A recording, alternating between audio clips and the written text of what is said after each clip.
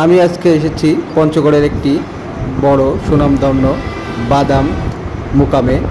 এখানে প্রতিদিন প্রচুর পরিমাণ বাদাম কেনা এবং বেচা হয়। তো তাদের মুখ থেকে আমি কিছু বাদাম বেচা কেনার গল্প শুনবো, তাদের ব্যবসায়িক পরিস্থিতি শুনুন তাহলে কি বলে।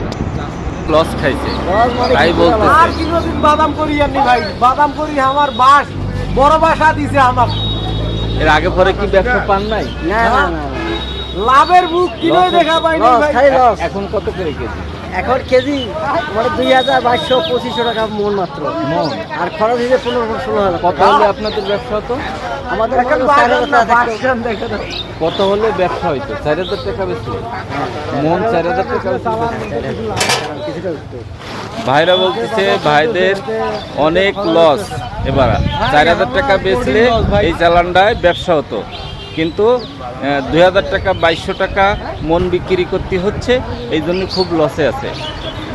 আপনারা ভাইদের জন্য দোয়া করবেন যাতে আগামীতে বেশি বেশি ভাইরা বেশি দামে ভালো দামে বেচতে পারে, সেই প্রত্যাশা নিয়ে আমার ভিডিও শেষ করতেছি। ভাইদের জন্য বেশি বেশি দোয়া করেন, সবাই দোয়া করেন। আছে।